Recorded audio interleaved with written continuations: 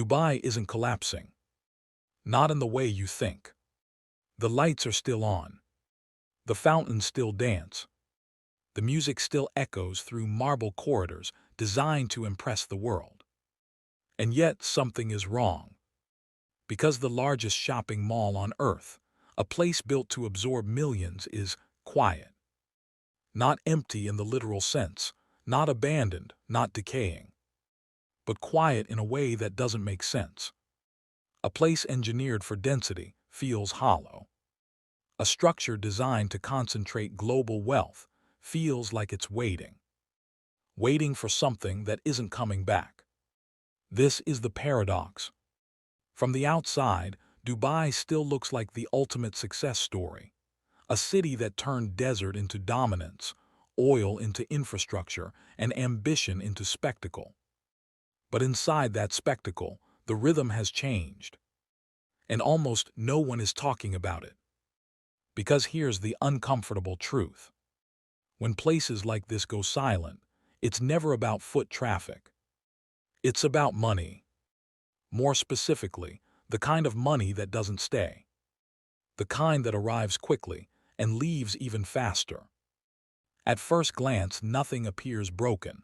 Luxury brands still operate. Tourists still take photos. Influencers still post curated versions of perfection. But beneath that surface, something is quietly pulling away. Not crashing, not exploding. Just withdrawing. Capital is becoming cautious. Investors are becoming selective. And the invisible flows that once made this place feel unstoppable are shifting direction. You won't see it in a headline. You'll feel it in the silence between transactions. Before we peel back what's really happening layer by layer, take a moment to subscribe. Because this channel isn't about what's obvious. It's about what's hidden in plain sight. And Dubai might be one of the clearest examples of that illusion ever created. To understand why this silence matters, you have to understand what Dubai actually built. Because this wasn't just a city. It was a strategy. A deliberate, calculated reinvention of geography itself. A place with almost no natural advantages, limited oil reserves compared to its neighbors, harsh climate, no historical trade dominance, decided to do something radical. It made itself unavoidable. Dubai didn't compete on resources. It competed on attention. In just a few decades, it transformed into a global node, a crossroads where Europe, Asia, and Africa intersect. A hub for finance, tourism, logistics, and luxury. And at the center of that vision was scale. Bigger airports, bigger hotels, bigger experiences, and of course, bigger malls. The Dubai Mall wasn't just built to be a shopping destination. It was designed as an economic engine, a gravitational center for consumption, a place where wealth wouldn't just pass through, it would stop, linger, and spend. With over 1,200 retail outlets, an indoor aquarium, an ice rink in the desert, and direct access to the tallest building in the world, it wasn't just a mall. It was a statement, a declaration that Dubai had arrived, not as a participant in the global economy, but as a stage where it would be performed. And for a time, it worked perfectly. Tourist numbers surged into the tens of millions. Luxury brands fought for space. Real estate prices climbed as global elites sought a foothold in this engineered paradise. Money didn't just flow into Dubai. It accelerated through it. Everything about the system was designed for velocity.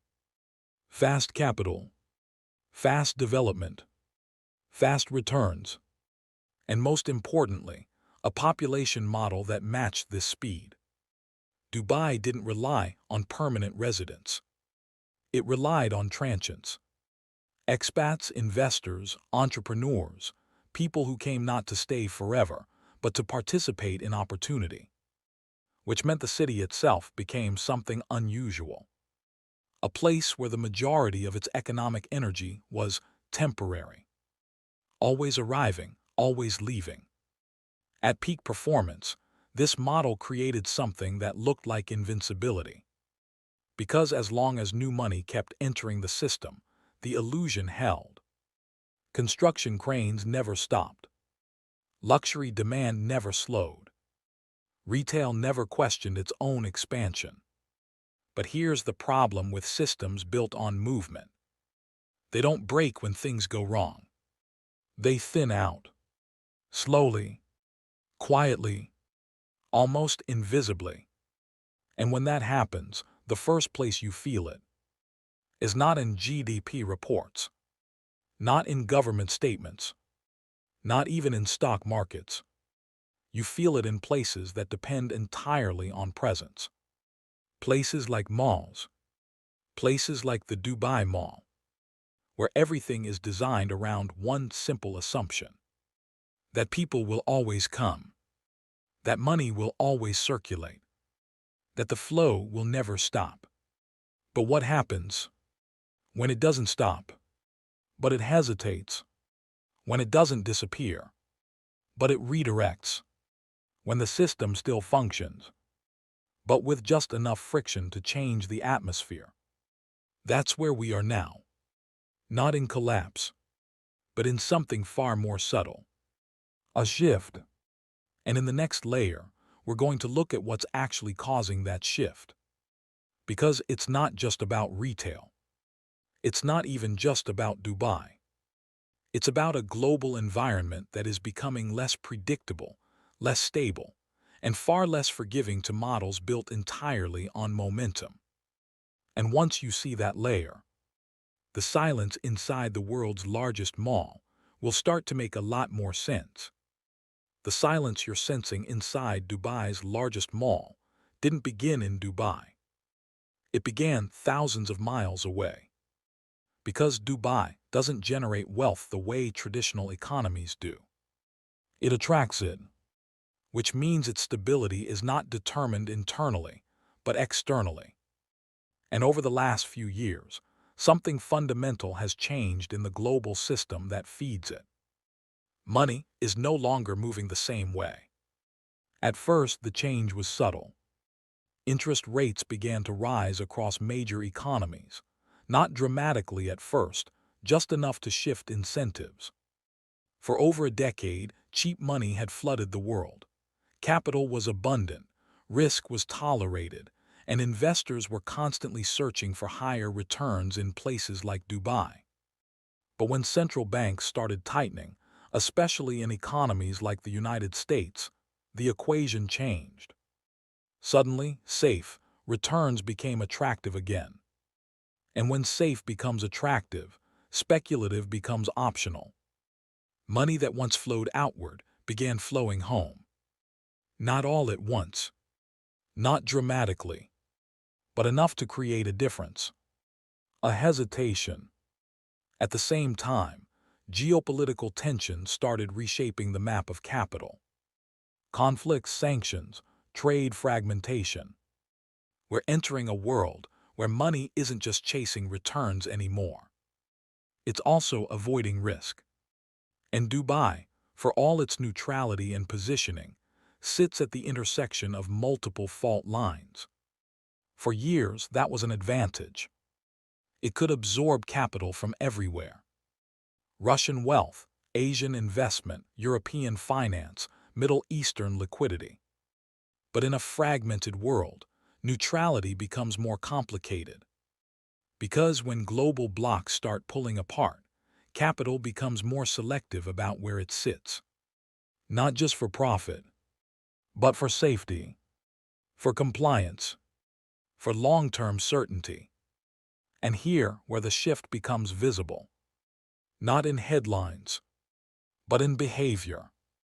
High net worth individuals are still arriving, but they're structuring differently. Investors are still deploying capital, but with more caution. Luxury brands are still present, but facing softer conversion rates. The system hasn't stopped, but it has slowed. And in a model built entirely on velocity, even a small reduction in speed creates pressure. Retail is one of the most sensitive indicators of this shift, because retail doesn't operate on promises.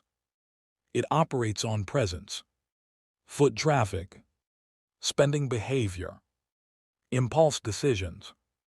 And when confidence changes, even slightly, retail feels it immediately. Not through collapse, but through dilution.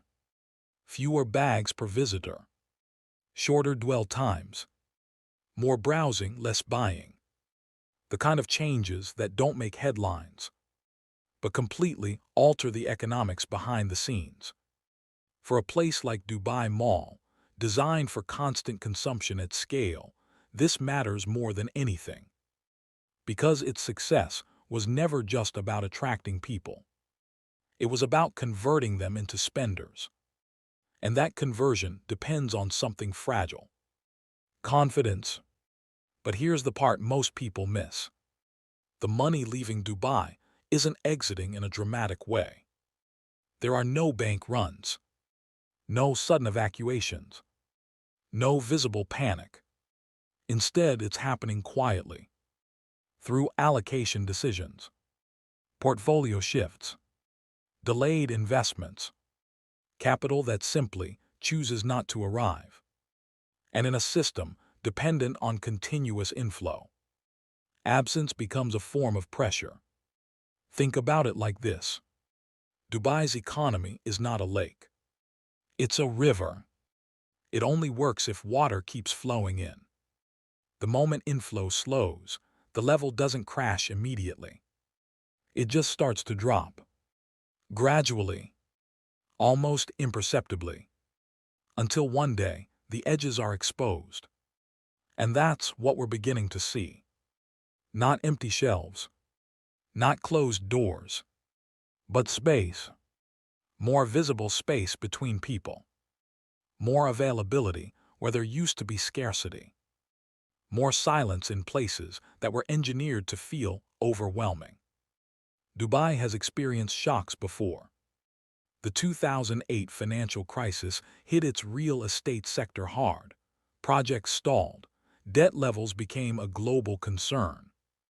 But that was a visible crisis. Sharp, sudden, external. And most importantly, recoverable through stimulus and renewed inflows. What's happening now is different. Because this isn't a shock. It's a recalibration. A structural adjustment to a world where capital is more cautious, mobility is more constrained, and global trust is more fragmented, which means the very foundations of Dubai's model are being tested. So when you walk through a place like the Dubai Mall today, and something feels slightly off, you're not imagining it. You're sensing the first layer of a deeper shift. A system that still functions, but no longer expands at the same speed. A machine that still runs, but with less fuel. And this is where most analyses stop. They point to interest rates. They mention geopolitics. They talk about tourism cycles. All valid, all real, but still incomplete. Because these are just surface-level forces. They explain why the flow slowed. But they don't explain something more important. Why Dubai is so sensitive to that slowdown in the first place. Why a city that looks this powerful can feel this fragile, without anything visibly breaking. To understand that, we have to go deeper, beyond capital flows, beyond geopolitics, into the structure itself, the design of the system, the model that made Dubai rise faster than almost any city in modern history, and may now be revealing its limitations. Because the real story isn't that Dubai is collapsing. It's that it was never built to be stable. And once you see that, everything changes. In the next section, we're going to uncover the deepest layer of this system. A city powered not by permanence, but by movement. Not by citizens, but by participants. And what happens when a model built on constant arrival faces a world that is starting to slow down? Dubai's vulnerability isn't a flaw. It's a feature. Because from the very beginning, this city was never designed to be stable in the traditional sense. It was designed to be fluid. To understand what's happening now, you have to look beyond malls, beyond tourism, even beyond capital flows, and examine the underlying architecture of the system itself. Because Dubai is not just a place. It's a mechanism. Most major cities are built on permanence. They rely on long-term residents, deep-rooted communities, generational wealth that accumulates and circulates internally. That creates gravity, a force that holds economic activity in place, even during downturns. Dubai doesn't have that. Instead, it operates on something entirely different. Velocity. Over 80–90% of its population consists of expatriates, people who are not tied to the city permanently, legally, economically, or socially. They come for opportunity. They stay for as long as it makes sense. And they leave when conditions change. This creates a very specific type of economy, one that is incredibly efficient during expansion and incredibly sensitive during uncertainty. Because when your population is mobile, your economy becomes mobile too. Consumption is temporary. Investment is conditional. Loyalty is transactional. And that changes everything. Dubai doesn't function like a traditional national economy. It functions more like a platform, a place where global participants come to engage in a system, not to belong to it. They open businesses, buy property, spend aggressively, but always with an exit in mind, always with optionality. This is what made Dubai explode in growth. Because it removed friction. No long-term commitments. No deep integration required. Just opportunity, fast, scalable, and accessible. But there's a trade-off. Because systems built on participation depend entirely on continuous participation. The moment people stop arriving or start hesitating, the system doesn't collapse. It empties out. Now go back to the Dubai Mall. That subtle silence you feel. It's not just about fewer tourists. It's about fewer participants in the system. Fewer people who feel compelled to spend, invest, and signal wealth. Because in a participation economy, consumption isn't just economic. It's psychological. People spend to affirm their presence in the system, to signal success, to justify their position, to maintain momentum. But when uncertainty enters the equation, that behavior changes. Spending becomes calculated, risk becomes visible, and the urgency to participate weakens. So the mall still operates. The brands are still there. The infrastructure is untouched. But the energy shifts from expansion to maintenance, from acceleration to hesitation. Here, where the illusion becomes dangerous. Because everything in Dubai is designed to look permanent. Skyscrapers, mega malls, artificial islands, physical structures that suggest stability. But beneath that, the system is anything but permanent. It's dynamic, responsive, dependent on forces that exist far beyond its borders. Which means the question is Dubai collapsing? It's what happens when the world it depends on changes. Because Dubai doesn't control the flow of global capital. It reacts to it. It amplifies it. It thrives when the world is open, liquid, and optimistic. But when the world becomes cautious, fragmented, uncertain, Dubai feels it faster than almost anywhere else. What we're witnessing right now is not an ending. It's a transition from a world defined by easy money, globalization, rapid expansion, to one defined by higher cost of capital, strategic alignment, selective growth.